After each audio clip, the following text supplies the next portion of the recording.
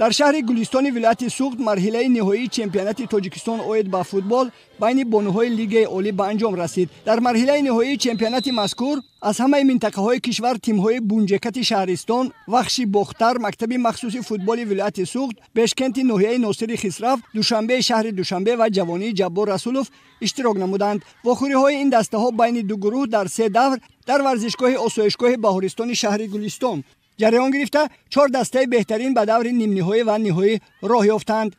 барои дарёфти мақоми сеюм дастаҳои Бунҷекати Шаҳристон ва Вахши Хатлон байни ҳам вохӯрӣ доир намуданд ва ин дидор бо ҳисоби 3-1 ба фоидаи футболбозбонуҳои дастаи Вахш ба анҷом расид ва онҳо зинаи сеюмро ишғол намуданд. дидори ниҳоӣ байни дастаҳои Душанбеи шаҳри Душанбе ва Бешкенти ноҳияи Носири Хисраф ҷараён гирифт.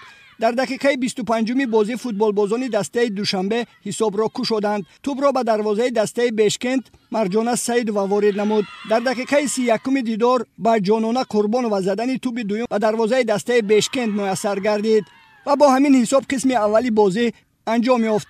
дар қисми дуюми вохӯрӣ ба футболбозбонуҳои ҳарду даста тағйир додани ҳисоб муяссар нашуд ва дидори ин дастаҳо дар даври ниҳоӣ бо ҳисоби 2-0 ба фоидаи футболбозбонуҳои дастаи Душанбе анҷом ёфт ва онҳо соҳиби ҷоми мусобиқа ва унвони чемпиони Тоҷикистон оид ба футбол байни бонуҳои Лигаи олӣ дар солӣ ҷорӣ шуданд.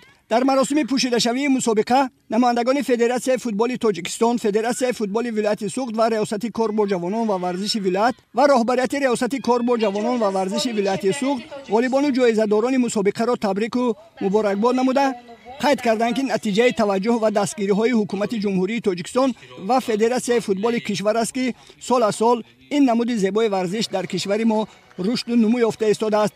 имрӯз дар баробари мардҳо бонуҳо низ ба ин намуди варзиш машғуланд ва дастаҳои футболбозбонуҳои кишвар пайваста дар чорабиниҳо иштирок карда малакаю маҳорати худро нишон медиҳанд.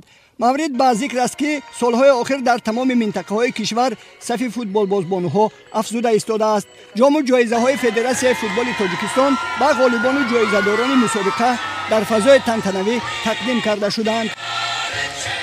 Был большой тернистый путь к победе. Мы первой Лигой Бонувон в своей этой подгруппе взяли первое место, вышли вот в эту систему розыгрыша. И вот эти 5 дней, которые в прекрасном лагере Баҳористон проходили соревнования, очень в жесткой конкурентной борьбе. Все были одинаковые по силам, и только тому, кому сопутствовала удача, стали лучшими, победили в очень жесткой, справедливой борьбе, честной. Я рада очень, что мы стали в 6-й раз чемпионами Республики Таджикистан.